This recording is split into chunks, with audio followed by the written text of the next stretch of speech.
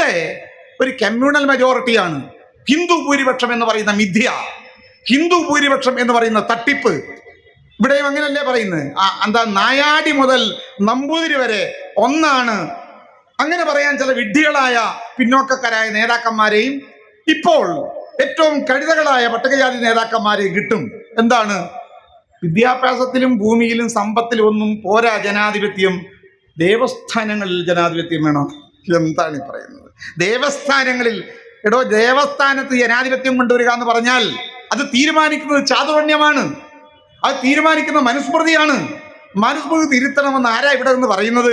ദേവസ്ഥാനങ്ങളിൽ സംവരണം നടപ്പിലാക്കണം, ജനാധിപത്യം നടപ്പിലാക്കണം, ഇത് പറയാനാണോ മഹാത്മാ അയ്യങ്കാളി വില്ലുവണ്ടിയും ഓടിച്ച് ഈ തെരുവോരങ്ങളിൽ കലാപം നടത്തി പള്ളിക്കൂടങ്ങളിലേക്ക് ഈ ദളിതനെ പിടിച്ചു കയറ്റിയത് അവകാശങ്ങൾ ചോദിച്ചു വാങ്ങാനാ?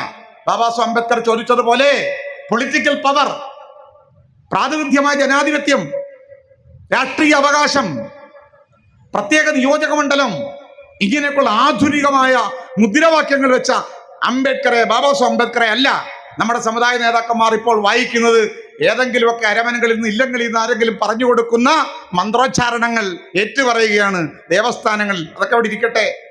ദേവസ്ഥാനങ്ങളിൽ ജനാധിപത്യം പുലേനും പറയുന്നതും ചോദിക്കുമ്പോൾ കഴകപ്പണിക്ക് ഈഴവനെ കൊള്ളത്തില്ല എന്ന് പറഞ്ഞ് അപമാനിച്ചതാണല്ലോ കുടൽമാണിക്യ ക്ഷേത്രത്തിലെ കാര്യം. കഴകം, അതിന് പോലും ഈഴവൻ കഴകത്തില്ല എന്ന് പറയുന്ന ഒരു കാലത്താണ് പിന്നെ പട്ടികജാതിക്കാരനെ പോലെ അവിടെ ദേവസ്ഥാനത്ത് കിട്ടിയാൽ മതി. ഇവിടെ നമുക്ക് നമ്മുടെ നാട്ടിൽ പള്ളിക്കൂടങ്ങളിൽ, സ്കൂളുകളിൽ, കോളേജുകളിൽ, ഹയർ എഡ്യൂക്കേഷനിൽ, വിഭവരംഗത്ത് അവിടെ മാന്യമായി ചോദിക്ക്.